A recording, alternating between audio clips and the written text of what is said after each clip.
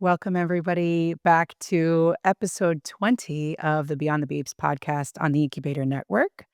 I am Leah Jayanetti, and I'm so grateful to be part of this incubator team. At this time of the holiday season, it makes me think back to the start of the incubator, the start of Beyond the Beeps, and that gratitude. The incubator team creates and shares the most interesting and profound literature, data, advice, guidance, and support, really to the greater NICU community. We host the Parent Podcast. And so hopefully you're here as a parent or somebody who interacts with parents, which should be pretty much everybody in the NICU. We're getting ready for the upcoming Delphi Neonatal Innovation Conference, January 26th through 28th in Fort Lauderdale.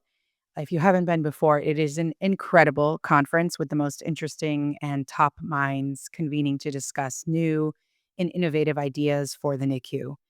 Go to the-incubator.org/Delphi to register. I highly recommend it.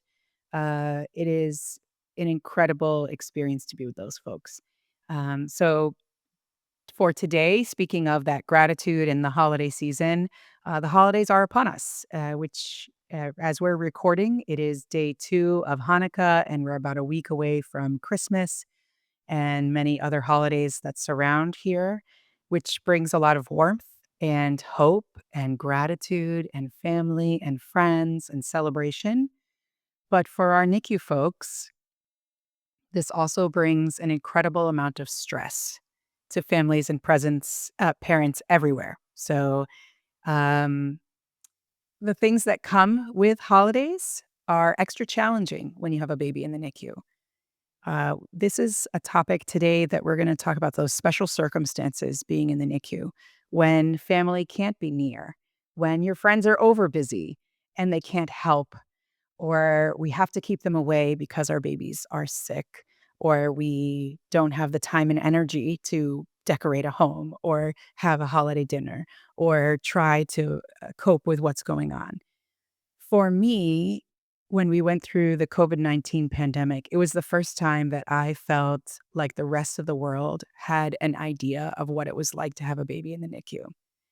It was the first time where everybody had an opportunity to see what it was like to go through a hard time when you had to be isolated, or you couldn't have your friends and family around, or when the world around you became a bit more of a threat with illness, germs, logistics.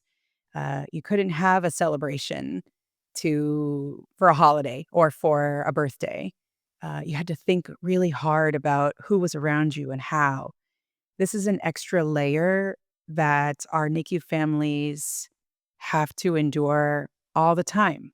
Thankfully, we're not in a pandemic anymore, but we still have to face these challenges every day with our babies in the NICU who are critically ill and fighting every day for their lives. And so, how do we get through this? And how can we do better here? How can we as parents, how can we as medical providers, doctors, nurses, social workers, respiratory therapists, friends, and family, how can we do better for our NICU babies and our NICU families? Today, to talk with us about this is Alena Costume. She is the manager of health promotion and wellness at Barry University and previously worked at the Baptist Health System in worksite and corporate wellness. She's also a 2-time NICU mother. And following those NICU experiences, she founded an incredible organization, Touching Tiny Hands, where they believe that with every touch, there is hope, and every moment, there is strength.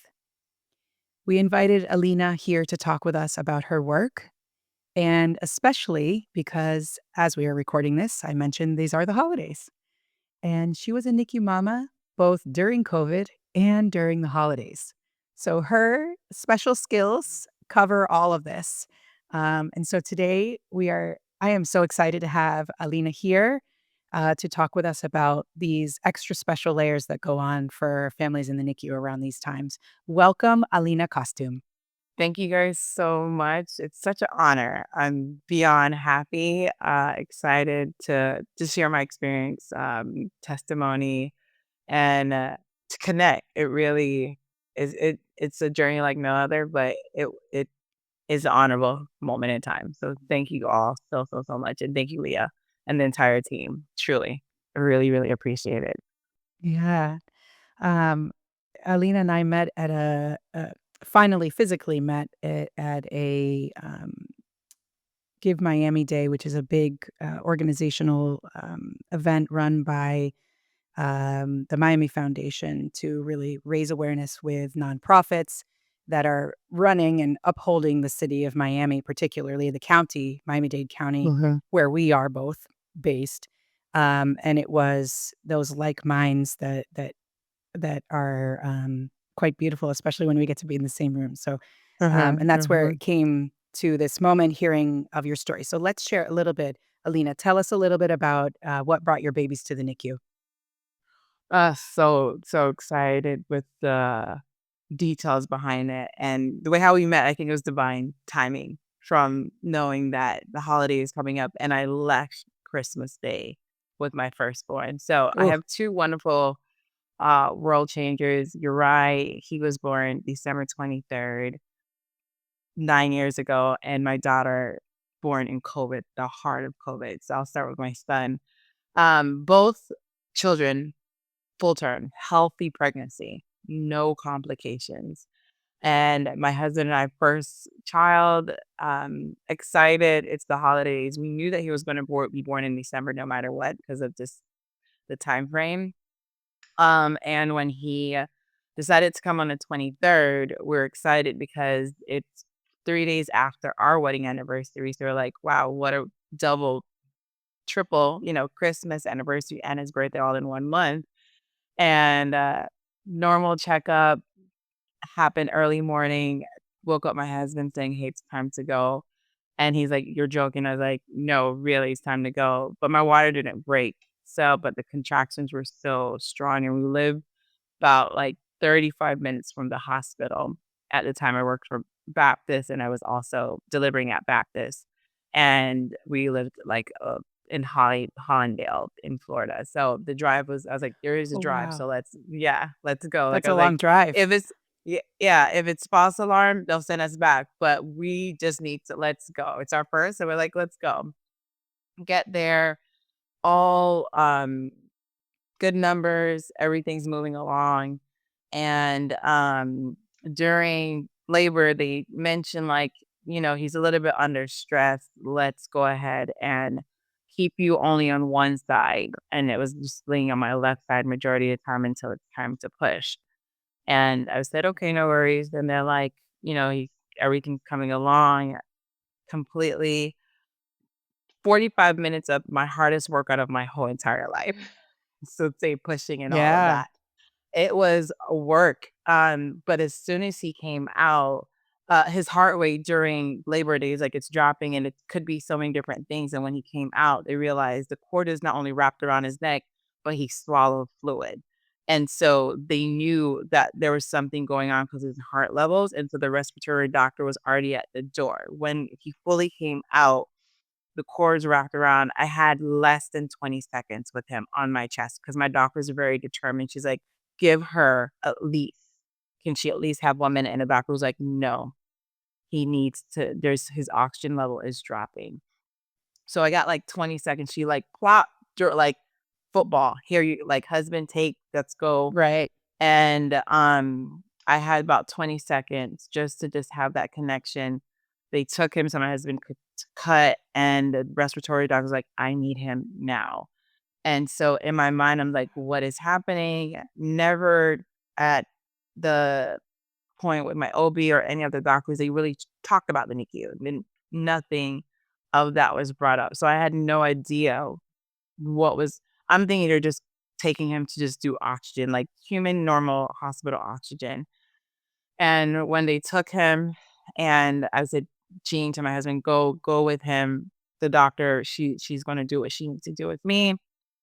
I will be fine. And he's like, are you sure? And I was just like, we don't know where he's going. Go and just watch. And so they took him, and the nurse came in and explained to me what's happening. They're like, he swallowed fluid and he pooped. So he has probably going to have an infection. It's called meconium aspiration. So I'm getting, all done down there, care nurses on one hand, other nurse telling me what's going on. I'm feeling everything, and I'm just like, just giving birth. So this is happening all in less than 10 minutes of me giving birth. And my doctor, after the nurses shared everything, she stayed in the room with me until Jean could come back, which was just really incredible for her to stay and wait, which is so just her heart and kindness of that. Because she didn't have to. She was done. She was caring. She was like, now it's on to the NICU with doctors and nurses, but she knew the relationship just to be built and of that moment in time. And when then everyone left the room, she's like, okay, let me re-follow up because I was down there. They're talking 100 miles per hour. I have no idea where you are right now. And I'm like, what is happening? And she's like, you didn't hear nothing. And I'm like, what is happening? She's like, your son is going How could to you? be, you know? And she took her time and broke it down. She broke down as much as she could as a OB. And she gave reassurance of when you walk into this room, know that it's not what y- there's no emotions that I can explain to you. So just be prepared to embrace whatever this looks like. She's like, you had a healthy pregnancy. You delivered well. I delivered in labor in 7 hours completely fast. She's like, you came so fast, he came so fast, but thank God he did because of what was going on. And she's like, there was nothing that I could have prevented or you could have prevented. That was her keywords because guilt still came upon me, but still having that point of just those words, she's like, there was nothing we could have prevented behind this. And This is so, amazing because what I'm hearing is she's not there was a point when everybody was talking at you. They're mhm, talking you said there was somebody over here and there was somebody over here on both sides of your yeah, on one hand and on the other hand, and they're just talking and talking and talking and talking, talking, and then she talked with you. she talked with me. Exactly. And that Yeah. is so She was important. like, "Where are you? How do I make this make sense?" Yeah. What an incredible person.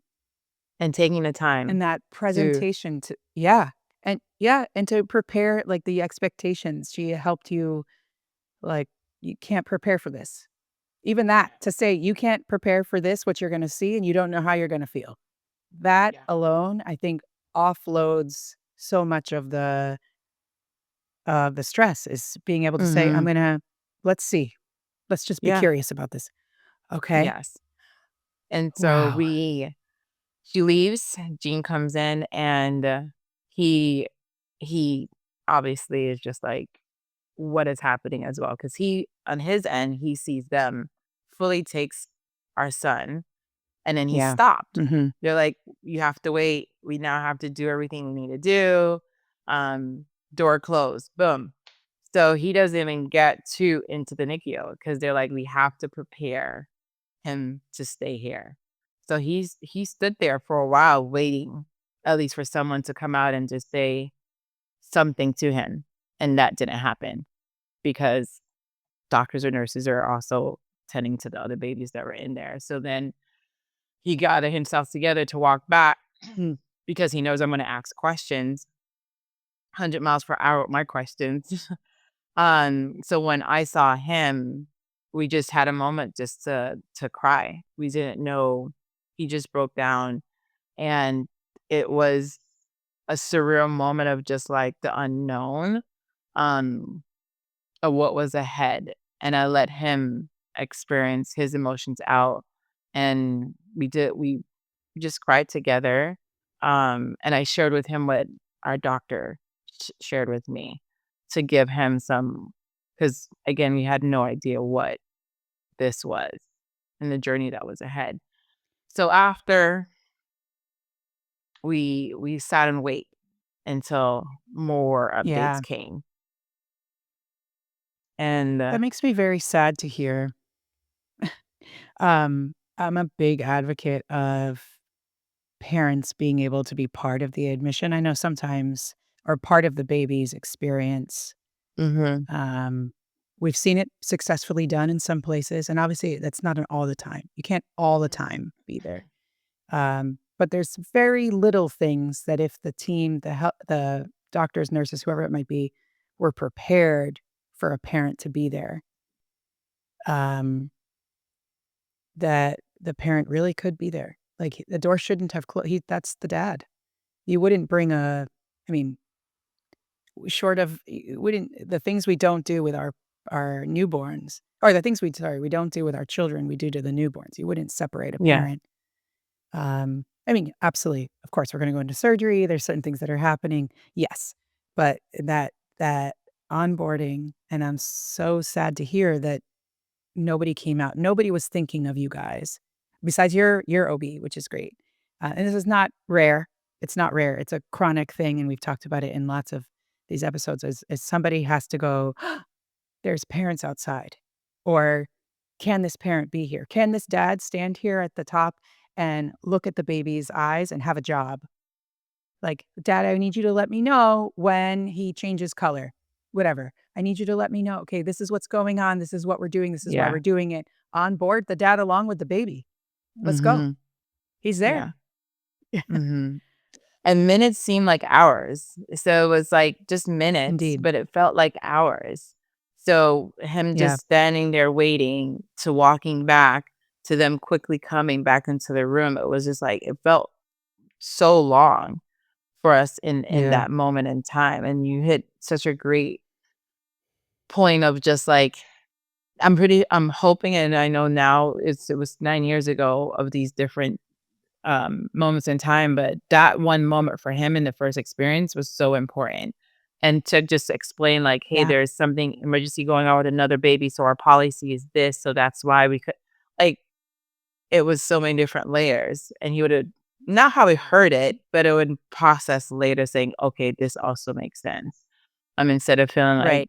there's no kind of um, in that moment in time. And so we get back, the doctors come and share exactly what's going on with him, tell us how the process is to get into the NICU and what we're going to be seeing and experience. This is now the NICU doctor that came in and talked to both of Mhm. us, which is wonderful because the amount of questions and thoughts and Great. everything that was great.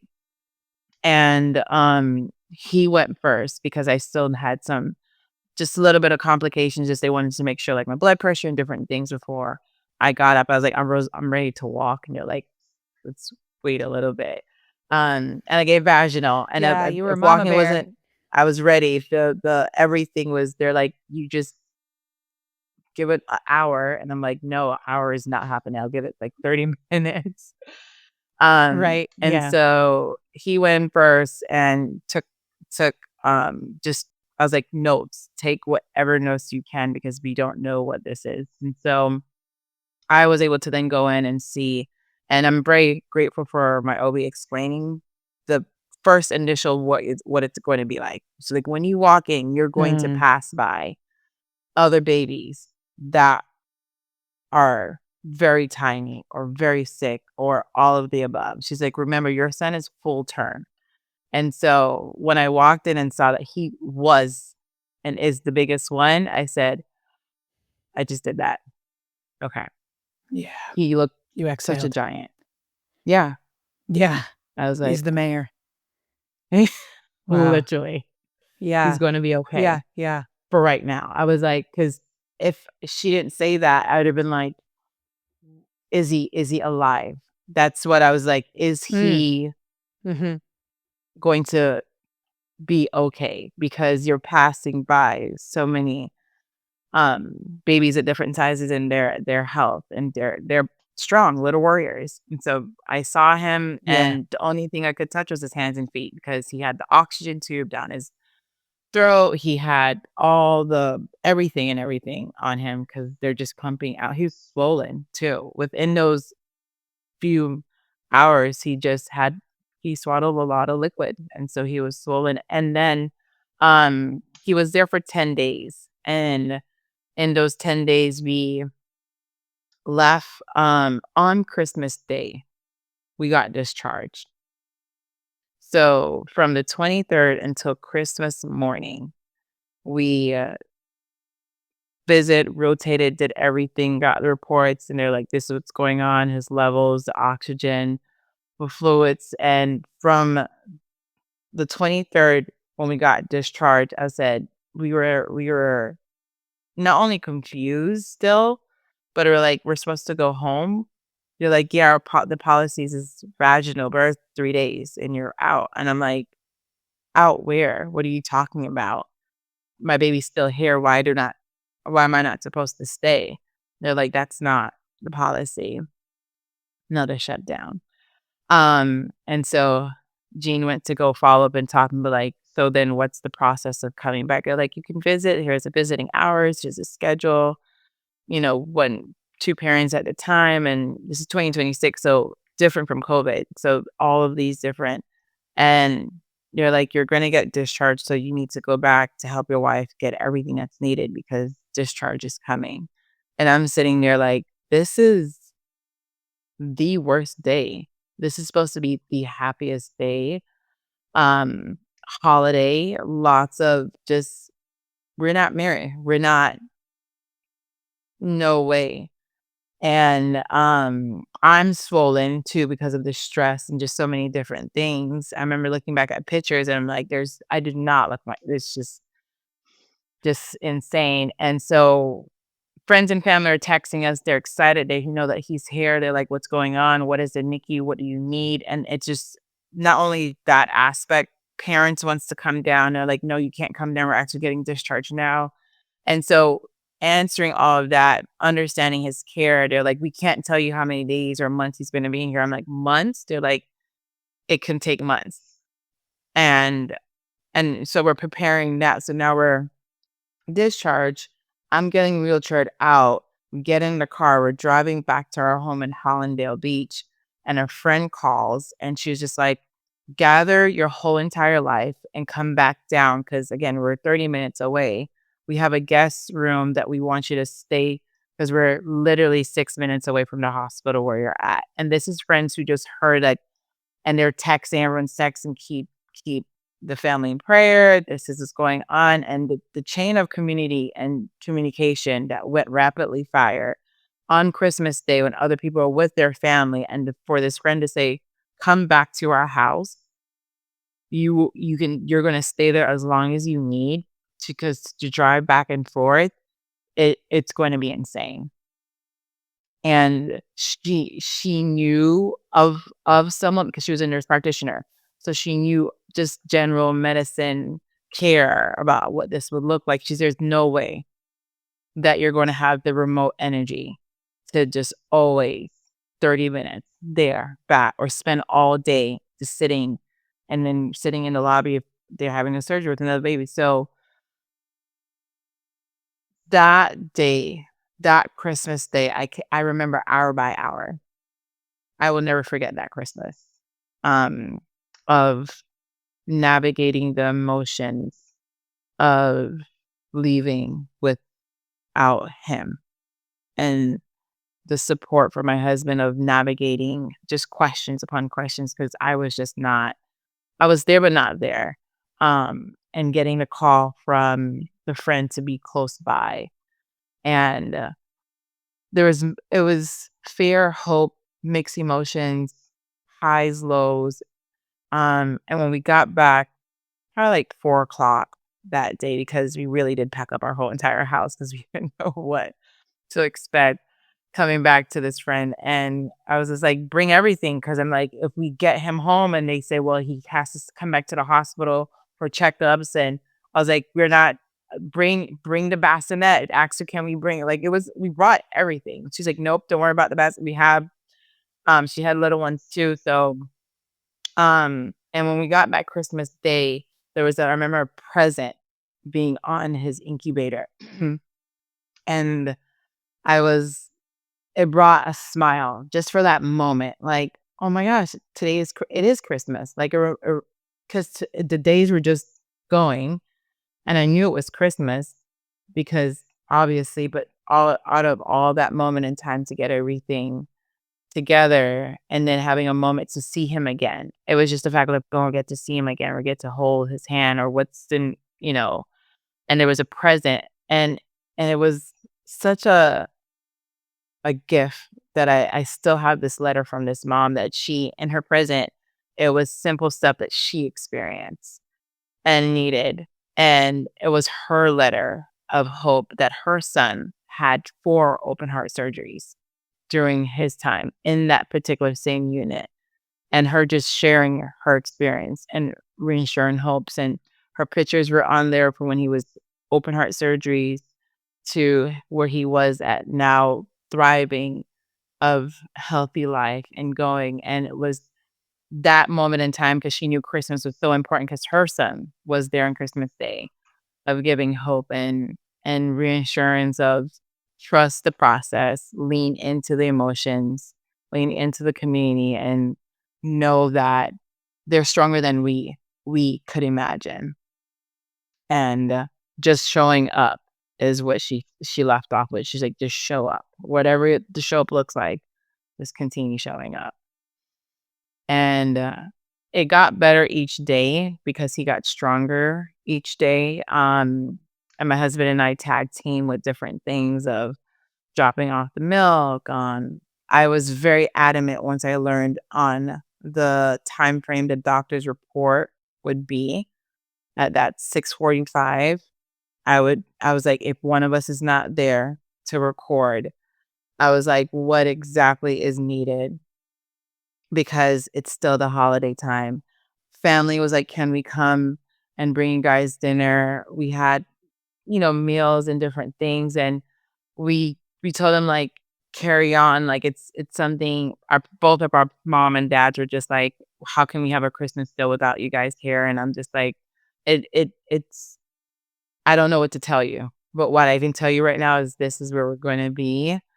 Um Yes, you can come down and visit and sit, and they did that as well to give us a break so I can go home and sleep or just take a hot shower or just those simple minor things that fail to we don't take for granted, but it helps with the self-care and the mental and well-being. Um, and I'm just like, get the house ready still. Like the house is ready, but still get that ready.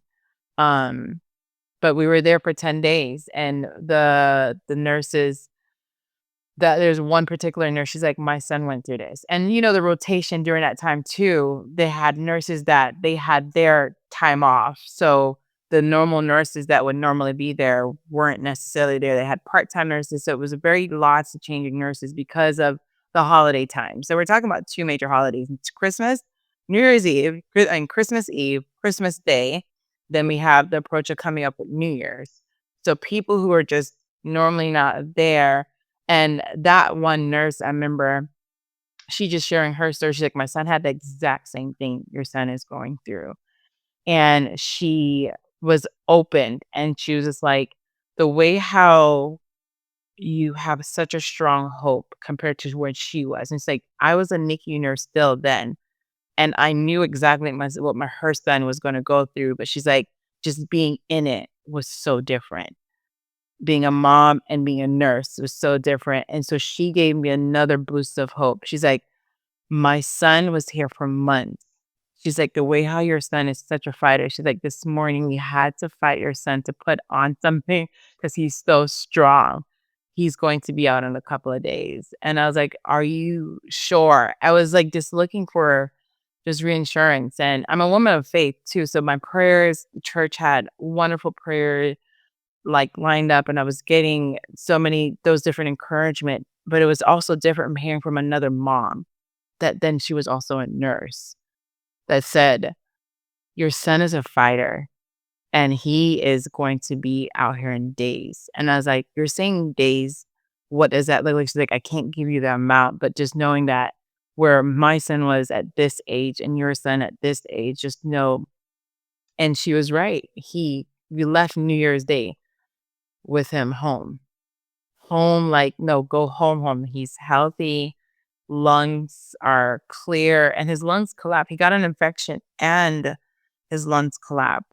And I don't remember which day, but I remember walking down the hallway and, you as a parent, your child's cry. It's really interesting to know how early you can.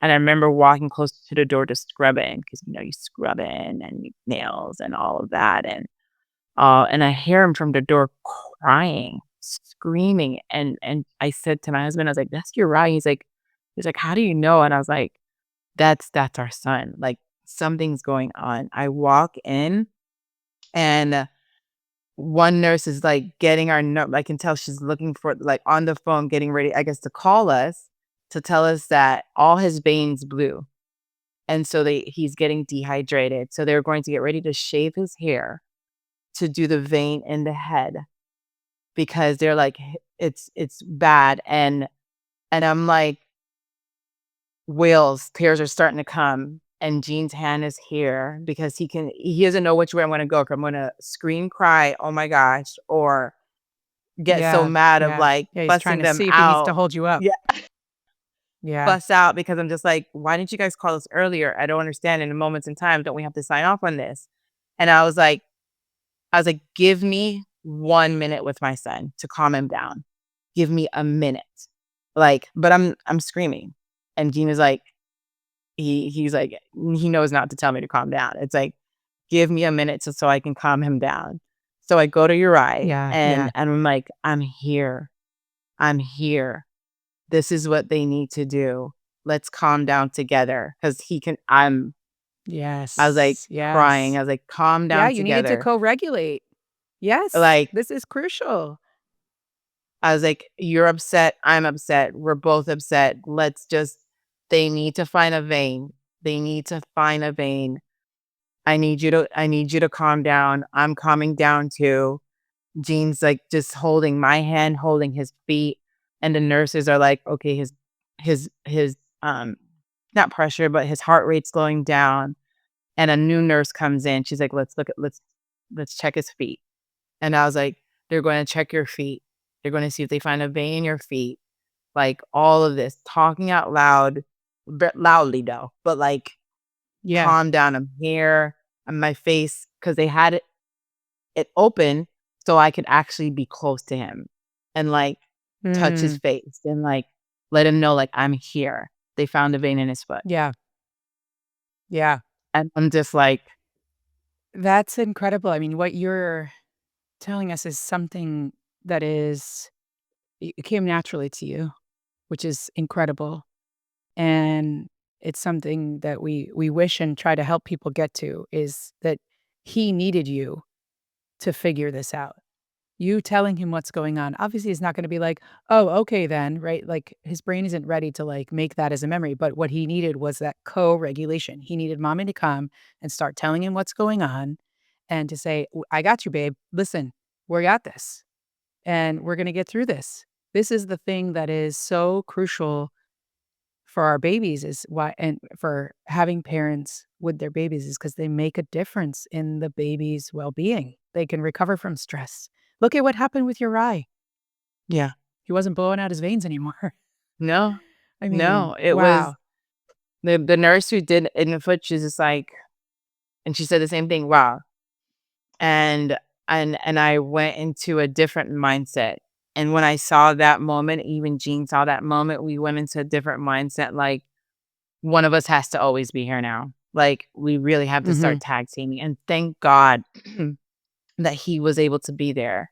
And, and if it wasn't gonna be him, if I was gonna it would have to be, one of our parents or someone because I'm like, we will I cannot mentally know that if there's something in an emergency and a quick decision, I was like, if we were 30 minutes late or just start not late, but just 30 minutes just coming in for whatever reason, and they're calling and saying, "This is the decision that we have to make right now.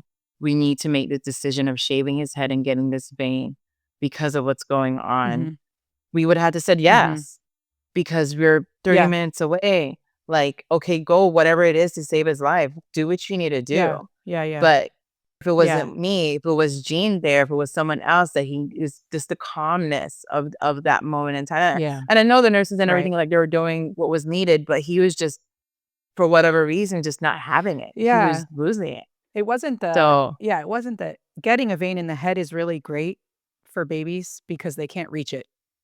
yeah, And so and that's what it was. the accidental pulling it out is I mean, it's frightening, it's scary. I've walked so many families through it, like, "This doesn't go to the brain, this is" it is just but it is very frightening. I think you're right. It wasn't so much what was gonna be done, it was how the experience was gonna happen, right? It was, "This doesn't have to be extra stressful or traumatic if we put mom and dad back or somebody there to lower the volume in this room. Like, let's, we can do this. Mhm. He's gonna feel better.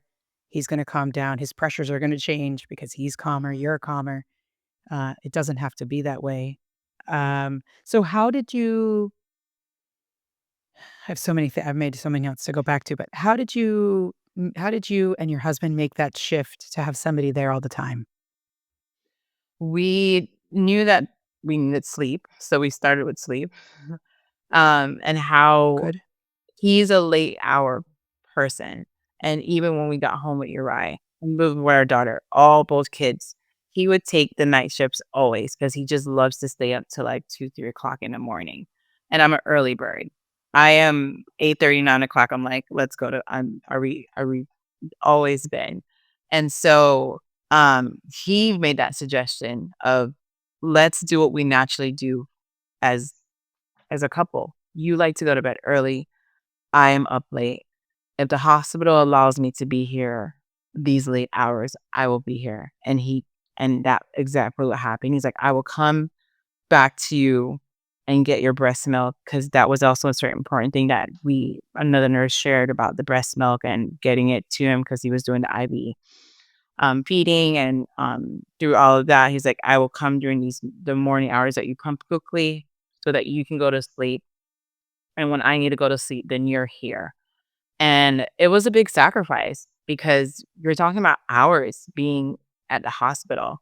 And we knew that we needed to also have moments and break away from the hospital, and being at our friend's house, being close was great. So I would take the morning until lunch, and if there was a surgery happening in the in the room, step out and wait until I was just like I had a nurse, and I'm like, "As soon as I can come back in, please let me come back in."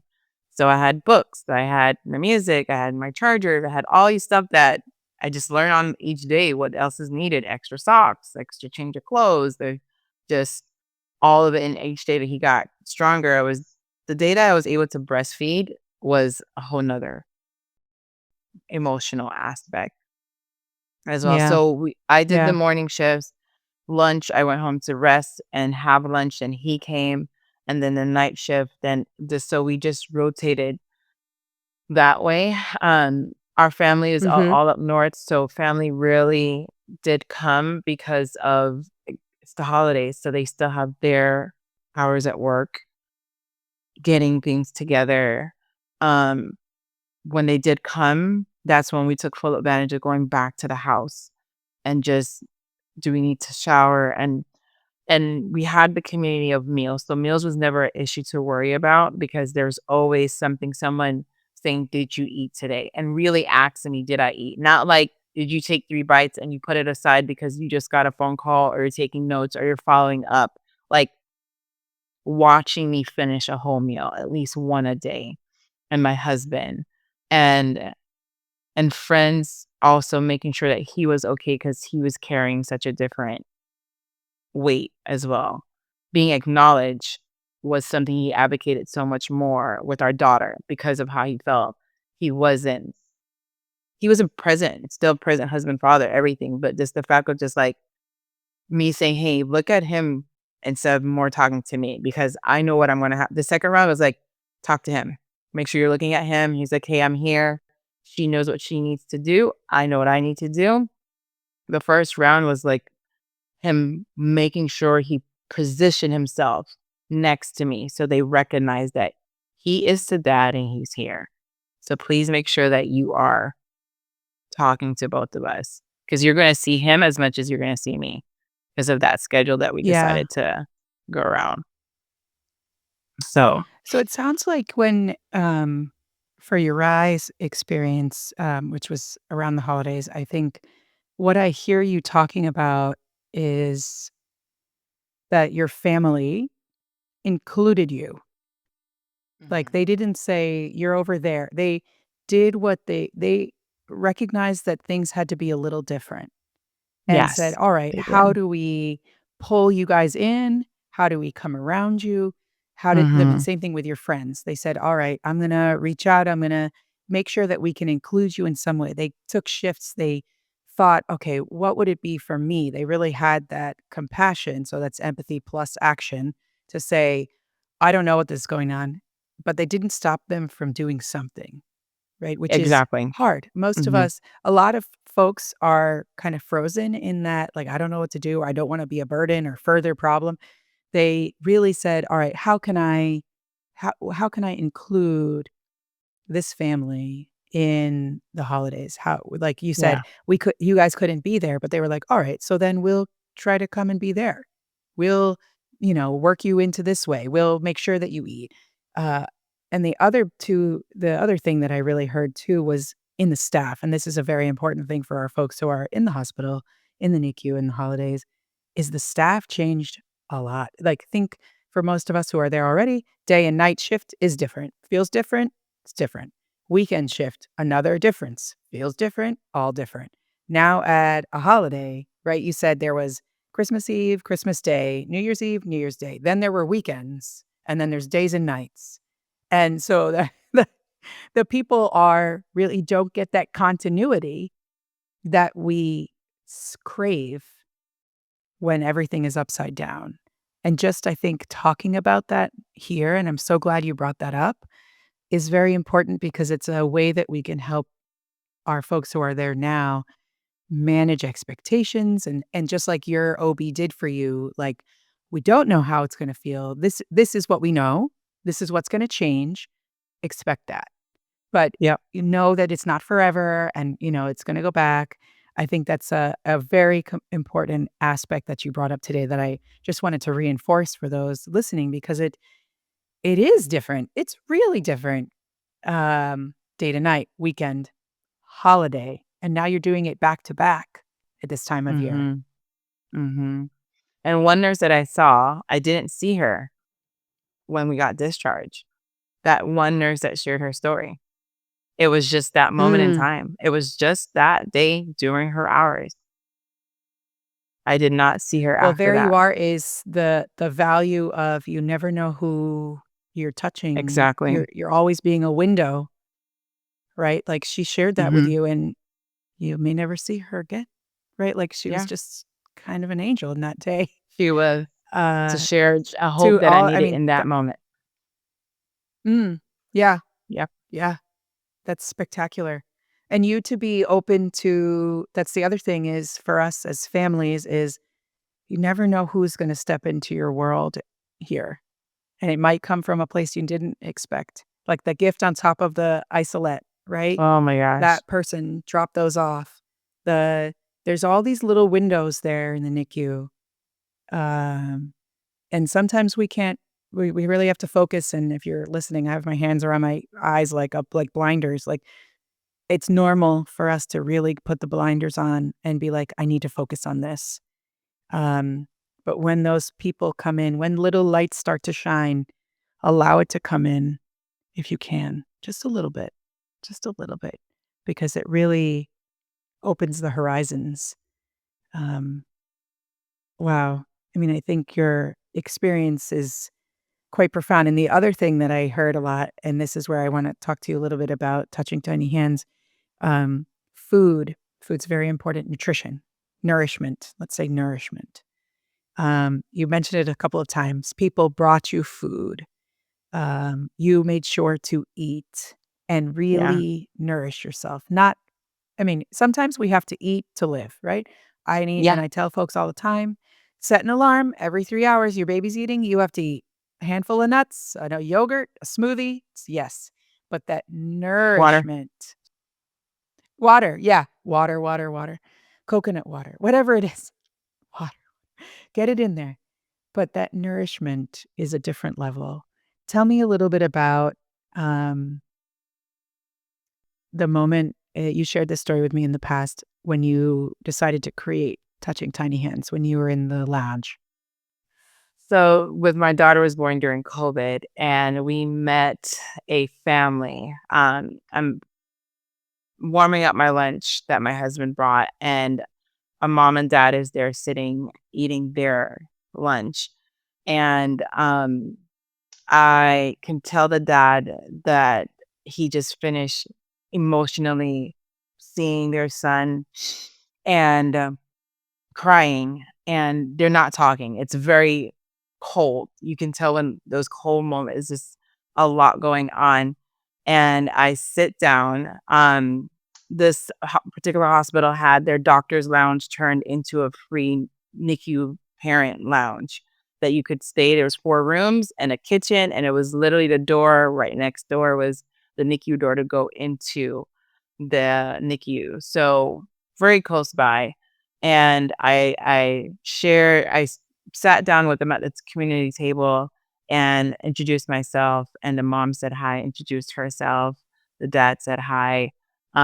Jean comes back up, and we're just having very short, small talk. And I asked them how long is their child in the NICU, and they said this is our third, and we are just embarrassed. And dad starts opening up a little bit of the fact that we don't know what we did wrong because we've never, with our other two, didn't have this experience. And so we're having lunch over the conversation. So Gene shares his story as a dad to another dad, or reassuring them that if they're just saying your son needs to be here for 36 hours, just from a minor precaution, just know that this is not, first of all, it's not your fault. We shared that same kind of hope that our OB doctor gave and let them know. And we then went into our story and sharing. And I looked at the mom and said, what we're doing right now is one of the biggest things for you both. Eating, making sure you share, because they're like, they didn't want to share with the family the baby was born. And I was like, "You have people home right now with your other 2, right?" And they're like, "Yes." And I was like, "We have a son home with our, a family member that now this is COVID." And the biggest thing that we get to do right now is moments like this. And having this moment of sitting down to eat because he's going to come home healthy and strong is what your doctors shared with you, right? And she's like, "Yes." And the dad is like, "Yes." And I was just like, "Dad, experience all emotion. Mom experienced the same thing." And Gene and I are saying, "Listen, this is our second rodeo." And they're like, "What do you mean?" I was like, "Our first was in the NICU, and now we're here back again." And we're sharing that moments like this, me having the strength to warm up my heel. So none of this happened before. It was literally hand hold with me for my son, my first.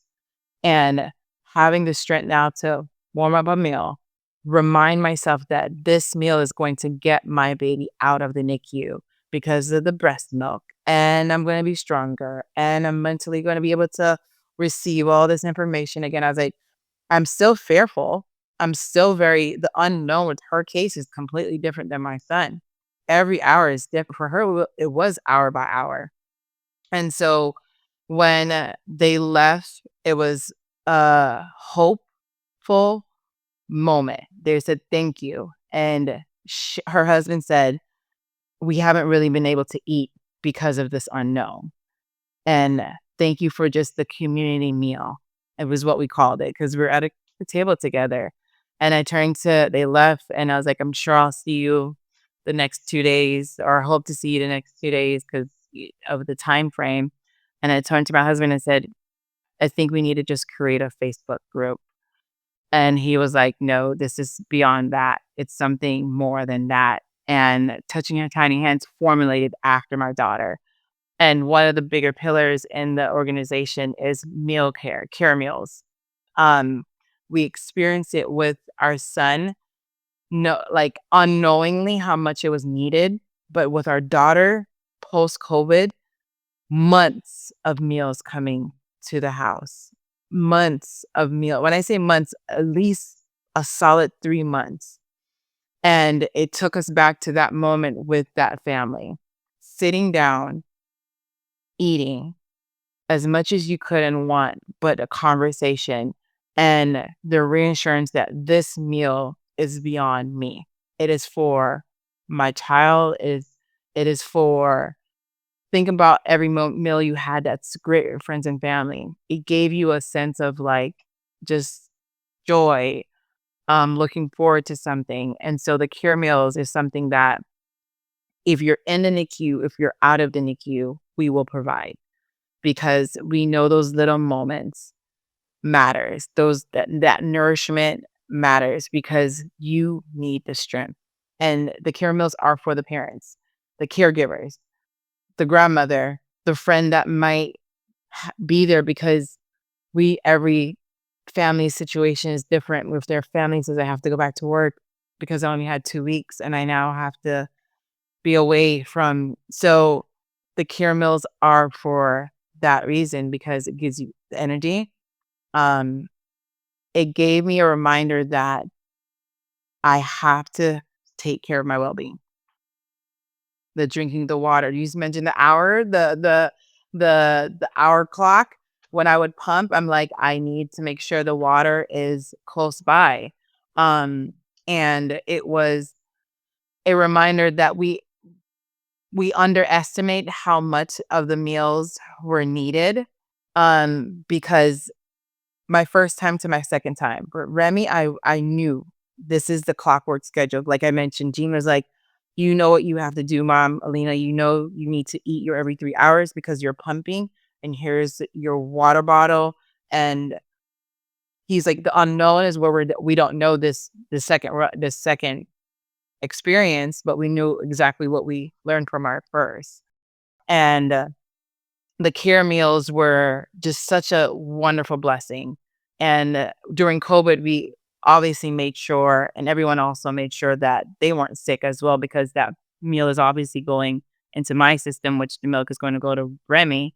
So we were very, very cautious and mindful of that as well. Grateful that people wanted to, but we also said, do you mind if it's not so much a home cooked meal, if it is, to make sure that you are also safe, and if it's something it was the list of it goes on and on. So Touching Tiny Hands Care Meals was created out of that conversation of that family and the whole entire organization, because I was just more so the community aspect and Yeah. knowing more of how the nutrition aspect helped more with my breast milk. My breast milk came in so much more faster with Remy during COVID than my son. Huh. And I knew because of what I knew what to eat, the high protein, dense, like all of the above, the water intake. I actually called the breast consultant when the NICU doctor came and after told us the report was going on at Remy. And a little bit share what her NICU story is. She Yeah, was please born tell with us a little high bit. Yeah. full term as well. And NICU COVID was very, very, isolated. So all of my doctor's appointment, I was alone. Gene could drive me, but he could not come in. She was born again 39 weeks as well. Great pregnancy, no issue, completely fine. Considered high risk because of my age. I gave birth with her at 39. And so a lot more doctor's appointments, even more so with COVID. Every 2 weeks I got to see her. I was very happy. I was just like, wait, I get to see her every 2 weeks compared to my first. That's bringing. Great. Right. Yeah. So That's a silver lining of being high risk. right. Yeah. um, and her delivery was 5 hours. So when we got to the hospital, they were like, um, we first need to test you guys go to know what floor of the hospital you're gonna go for COVID. And I was like, wait, stop. And they're like, luckily, good news. A week ago, your husband couldn't be in the room, but this week we knew policy changes, he can be in the room. Another emotional, like, okay, this is wild. Didn't know any of that until we got there. So Yeah. the COVID test went from So six you were hours to going into it, just for clarity, you were going into this thinking that you had to do this by yourself, I was going into that not knowing that Gene I couldn't had to be there. deliver by myself. No, I didn't know. I thought he could Oh, be you there. didn't know. Yeah, I didn't Mhm. know that. I thought Florida was a little bit different. So all the policies that we're reading beforehand, it was at this Yeah, particular they all hospital, changed. so Memorial Hospital, like it was fine, but then it changed within a month, but then it changed back the week before. So it was every day was different, what the nurses in her So, and yeah. then what was the only thing that we didn't know was the COVID test was gonna take between 5 to 6 hours for the results to come back. That's the only thing we didn't know. And I was Oh, worried wow. yeah, because the test was it was a longer time. I was concerned because Uriah's labor and delivery was 7 hours, so I'm expecting Remy to come around the same time or even shorter, and she came shorter, she came within 5 Right. hours.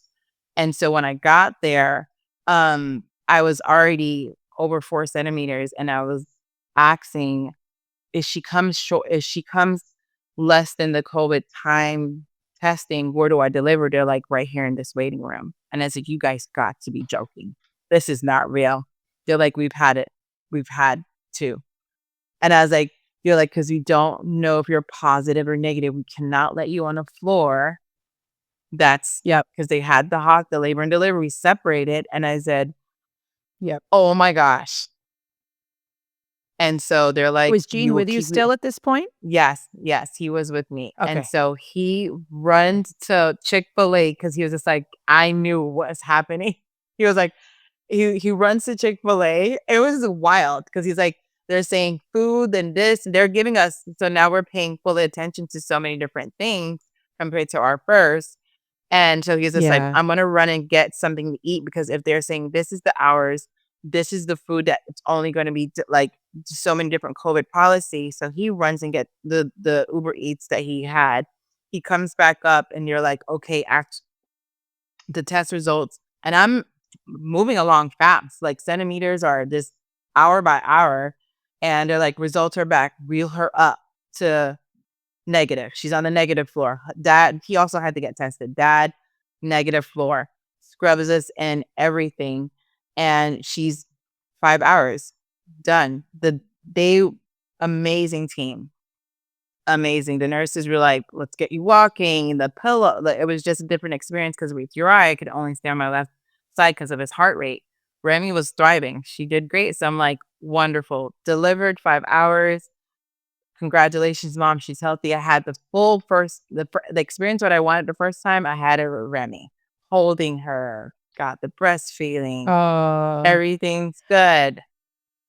Then 2 hours later, some test results comes back, and nurse is like, "Hey, we're gonna do some more tests. Or just a little, the numbers they're a little off. She looks a little yellow," and I'm like, Mhm. Yellow, yellow, yellow, yellow. What does yellow mean? Jean, look up what Mm. yellow means. And she's like, no, yellow means, high, jaundice. Did you have jaundice, mom? I was like, oh, yes, I had it. My mom, I remember she telling me, they're like, oh, it happens just the common conversation happens all the time. No worries. If it's a little high in a couple of hours, her body will bring it back to normal. Okay. Another hour pass. NICU doctor walks in. We need to take her right now. And I'm like, Mm. did the big sigh. We're like, do we have 4 Yeah. hours before she becomes permanently brain damaged? And we are going to we just brought Oh, in wow. all the UV lights from all of the other hospitals that we are close by because it's Memorial Hospital, so they have the other hospitals that so from that hour when that nurse did that second blood work, they already knew. The NICU doctor went ahead and called additional lights because Remy was gonna be in an isolated room by herself for 4 hours to get her levels down before they decided to helicopter her to Joe DiMaggio. So the doctor she's telling us all of this, and she's like, "You guys are way too calm for my liking. What is going on?" And I was like, "This is our second rodeo." Mm. And she's like, she did exactly as she said, "Okay, I'm talking to parents who've been here before." I was like, "Our son was in there for 10 days. Give it to us straightforward. Look at him because Right. I am just going left right now. Tell him everything because I need to go ahead and know what my plan is on what this now new experience is going to be for her." So they broke it down. She's like, we have Mhm. 4 hours because of her levels. And when I heard brain damage, I looked at her and I said, what are you doing? And she said, I'm overriding my director who told me to bring her to. get her in a helicopter. She's like, I believe that our team here could do and I said, do everything you guys need to do. And I said, Yep. immediately call the breast consultant, the lactation, to come massage my breast. If you're saying milk helps, bring her here now to get these going. And I'm crying, the emotional toll of hearing that Yeah. you're hoping. It's a hope. It's not a guaranteed. You're hoping these UV lights. They brought 10 on Remy, who was born 39 Wow. weeks, Yeah. little Yeah. over under 7 pounds, to get her at a level what's needed. Great They needed her size. to poop. Great, full. She's Yeah. fully another big baby in the NICU. She's one of the bigger ones. Yeah. Completely Yep. different experience. Yeah. So we Yeah. went through. Yeah. That's the Go ahead. Sorry. No, it's like we went through that process of the 4 hours of waiting, and they tested the blood level every hour, and it was slowly going down, and that's what they needed to see. Yeah. That's scary. It was That uncertainty. it was more scarier with her than Uri, because of Yeah. now we have COVID and no one can visit. So now firstborn, people in and out, we're fine. People can come, relieve. Um, but then isolation. It's only Jean and I. Yeah. Jean, I, and the nurses. And if when Jean And could you were go allowed at home, that point, you were allowed to be together or no? Only one of you at the bedside? um, rotating, both of us could not be in the bedside, especially because of Okay. Remy's room that she was in. It was a very smaller room, Mhm. that fit her bed and chair. And I remember having the pumping machine there. And then the doctor's lounge, only one of us could stay as well. So that was another different experience. So he went home a lot at nighttime to relieve family members, the 3 family members, because we also made sure they were tested, to be with our son, Yeah. Uriah. So he went home just to sleep, be with Uriah, so to wait till the next family member could come. And I stayed at the hospital. Remy was in there for 7 days. Stayed for the 7 days with Remy because they created that free What do doctor's you think lounge. So it about was that? the Being doctor's able to lounge. sleep there. Yeah. Oh, it was such a game Being able changer. I think it was.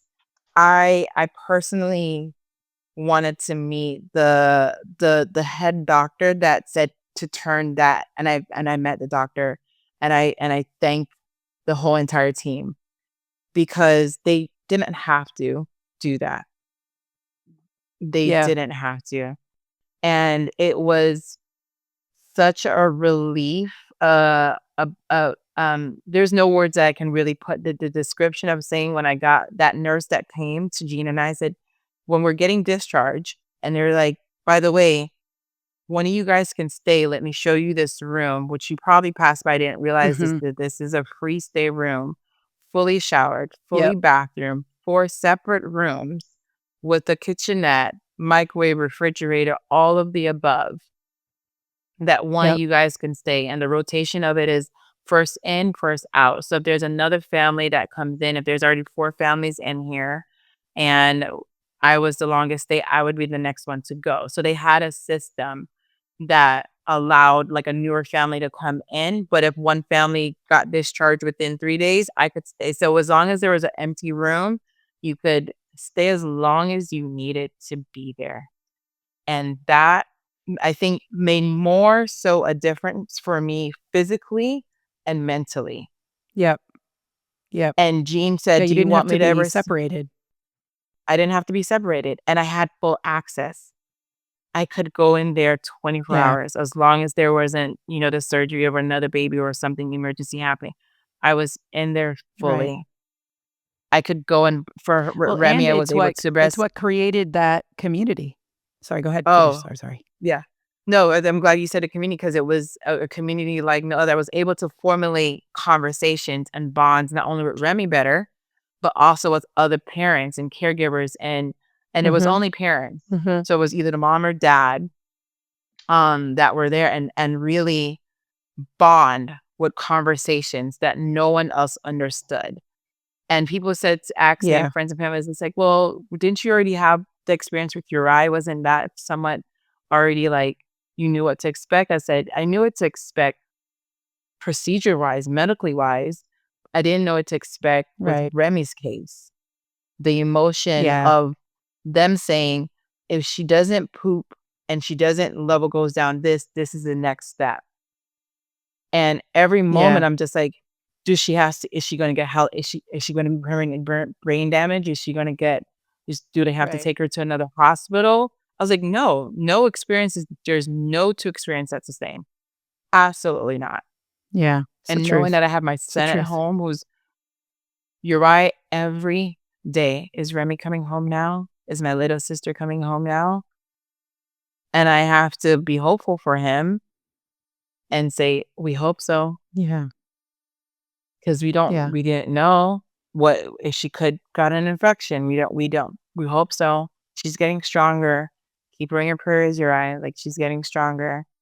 So, the parents that were there and that's another, we I did do the Facebook group with touching Sorry Hands, Yep. so that's where the Facebook group did come in for the peer-to-peer support, and that's where the peer-to-peer support was also another key aspect that we underestimate because every single family's NICU journey is so different.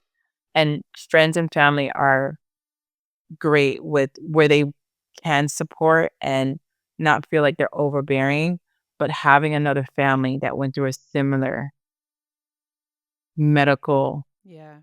journey was so Yeah. refreshing. So staying there, Yeah, and talking to being there at the some same time. same time. Yeah. Well, because right, like you said, no 2 baby stories are the same. And that's true. Having somebody who's had, like, it's really amazing to see somebody else who's like, I had high bilirubin with my baby, and this is what, not even that the outcomes could be the same, but just to know that you're not the only person in the world. But then that other side, which is what you're talking about now, which I think is really important, is the people who are with you right now under these conditions, under this, at this table, at this meal, or in this chair, in this pumping room, in this lobby, in this, that is your new NICU friend family, like it's the only ones who know what it's like right now in this moment. Where friends and family from the outside can do their best, especially like you said in COVID, they could do much less than even now. And for a lot of our families who have babies and they are far away, like you started with Uri, we have, people have to travel a long distance to get care across the country and across the world. So they are sort of separated in that way that COVID separated us, right? It's less like there's a threat outside, but it's more a physical distance. So knowing that there's those opportunities to make those connections. And I just really love that that hospital made a solution, which I would love for you to be like, "And they kept it." But I don't think they did because there's almost nobody who does that, where they They say we need to did. make sure that the parents Particular can they stay here. did. They kept it? That hospital did. Incredible. So, it was and I went back and visit after because I wanted the team to know what was birthed from this. Yes, my daughter was born obviously here, but also what was such a different experience. And Yeah, they still have it, and they have it because of how many families came not only myself, other families came back and say, "Thank you for doing this. What can we do to make sure that this stays?" Because this was such a important aspect, and when families be vocal and advocate for other families beyond them, that hospital listened, and they're like, "Please, you have no idea how important this room is. Whatever we can do yeah. to keep it," and they have, and That's and I'm incredible. I grateful. think it's sort of like what you talked about earlier with your first experience was that, your family included you in the holidays, feeling like you were included was something there, feeling like you belonged in this experience. Like nothing was wrong with you or your life or your child. because what you were going through, you still belonged in your family, you still belonged with your friends. And in this time, the NICU said, "You belong here. You belong here." And you were gonna make it so that you feel like you belong, and that is something that is hard for NICUs to create. And it's hard for us when we don't feel like we belong because then we Yeah. feel powerless or we Mhm. feel frightened because you don't have that security. And that's really profound that I'm hearing that as a thread, as something Yeah. that helps us get through even Tough more moments. complicated times. Yes, it's a Mhm. baseline. I call it growing And something that pains. you're, yeah, yeah, yeah. It was growing It's pains. something that I hear you talking about with your organization is Mhm. belonging Yeah. and getting you through those growing pains. Mhm. Yeah. And in the belonging aspect of how you just broke it down so great, it comes in waves because you're still processing your own thoughts, your emotion, your own looking at those notes, saying, okay, another update is going to come in a couple of hours. And now, how do I emotionally connect with that? How do I make sure that those who are wanting to help and trying to figure out how to help relay that to them? And you're getting asked numerous questions, but those are the moments that making you feel Yeah. like I belong here. This is a Yeah. hard time. Both those Christmas morning, Christmas Day, all through that holiday and COVID, hard times, Yeah. very, Hard very times. hard times. And I go back to that growing pain statement because I was like, they were growing strong. I was growing strong. Whatever the Yeah. strength was at that Yeah. time, it was painful. It wasn't, but there was a glimpse of joy in every moment. And those glimpses of joys, I remember writing them down in my journal or a piece of paper, or sometimes not even journal, whatever, a voice note, whatever to come Yeah. back to it. Cause, it Yeah. might be a stick of gum because you're like, what is happening from paper? And letting, going back and reading those moments because we do have our quiet moments. We have so many quiet moments. And I remember going Yeah. back to just looking over a note or listening to a recording and because I would record some time of what those doctors or nurses are saying because I'm holding my son or daughter's hand or feet and I don't want to write and I just want to just let them know I'm here listening to their plan as well. And in that voice note, my husband or someone quietly would have just whispered saying, "It's going to be okay." Like it was very faint as they're Yeah. going over, "It's going to be okay. You don't have to do this alone." Process it out loud. It was just and I'm like, "Wait, who said that?" Like and it was a nurse on the side, or it might have been me whispering it just to myself, just like just Yeah. hearing it all out loud, and you're just like, "Take a deep breath, it's gonna be okay." Yeah. Yeah. Yeah. It already is. Hmm. Yeah. Hmm. So, This is incredible, Alina. I mean, I can't thank you enough um for sharing so much in even this short. I mean, it's longer than we were planning on chatting, but it's so short. There's so much more to you and to your experiences, and so I hope that we'll be able to sit again sometime soon. Um, I'm wondering. So this is this we're going into our third year with Beyond the Beeps, and like we're about to start it. So we're creating the NICU knapsack now. Let's see how it goes. So if you had to pack a bag for a NICU family and you had one thing, or maybe I'll allow people to have two, one thing though, you're like you don't want to do without. What would you put in that NICU knapsack? Somebody's like, you got to go to the NICU. Like your friend said, go to your house and gather your life. But what would be one thing you would want a NICU family to have in that bag? Um, there's so many. My mind is like, "Duh, Yeah, for sure." it's not fair. I'm such a big advocate for self-care, and Yeah. as caregivers and parents, the self-care when Remy was born, I realized how much more my self-care was so much more important for me to be in my well-being mindset. So, Mhm. basic self-care items, I would definitely say if I had to say it's the simple of the lotions because our hands are always we're washing our hands so much and of course non-scented lotions. Um, Mhm. something the pen and paper to journal. Oh, and this is big. This is Mhm. big. It came back to me.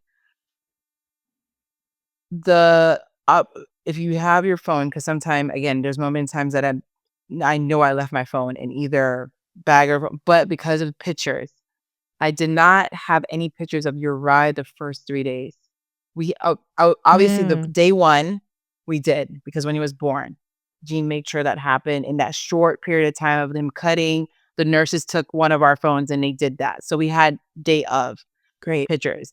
But Mhm. then during the journey of the NICU for him with our firstborn, I don't remember we did not take pictures day 2, day 3, and day 4 because it was so much information that we did not Yeah. realize. We didn't not purposely, we just didn't realize that we did not take any Yeah. pictures until another nurse or family member was like, "Send us some updated pictures." And we're like, "Pictures." Yeah. So in the knapsack, if you could have Yeah, that's a good obvious those point. great Polaroid pictures. So self-care items, which is your self-care, the lotion to chapsticks, essential oil, a journal, something that will help you Mhm. during letting you know that you are going to be as normal as possible. Um, the the the pen and paper, the journal, just Polaroid. So your phone, your charger, something that will help you through that, Take and those pictures. take those pictures. And I'm gonna go back to nourishment. I remember during Remy's time, I created little baskets that I would put under everyone else's incubator were whole fruits. So banana, apples, and orange. A Oh, little basket, and I was like, "Gene, you're yeah. gonna go to," because I didn't leave. I didn't leave during Remy's stay. I Mhm. stayed the whole because of, again, COVID and preferably me, if anything I was able to stay and not, with Gene. And so I was like, "Go to the dollar store, and this is what you're gonna buy, 20 baskets, and then go to whatever supermarket and bunches." And the doctors and nurses were like, "Yeah." So Yep. I left. So what I experienced with that family Christmas Day, I transited to when Remy stay. I was just like, "We're here," and every family was different. So the self-care, they're like, "At least I know that they Yeah. at least have one kind of nourishment for that day, a banana, apple, and orange." So I love that you chose fresh fruits too, because the NICU is very sterile and it's simpler and easier to provide packaged things, right? But that mhm. fresh, living, live, juicy, you know, it really brings you back. It's like touching a tree, like you're like, ah, I'm alive. Ah, you know, so that's really incredible. Well, I love it. We'll put them in the knapsack. They're there now forevermore. I love it. And Alina, so one of the things we close with here is what we you mentioned hope a couple of times in here. What does hope mean to you? Reinsurance to stay strong in your journey. For me, it was reinsurance of my faith. Like, Mhm. every Mhm. hour is different, every minute's different. Stay hopeful. The doctors and nurses they said it. They're doing exactly what they're trained to do.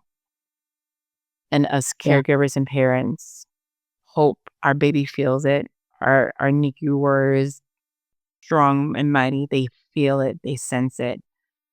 They sense every emotion. And so it's reinsurance of the faith that it's going to be okay. That's hope for me. Beautiful. I love it. Well, we have a lot of hope these holidays. Um, and I thank you so much, Alina, for being here. And to everybody out there who's listening, uh, we know that this is an extra different time.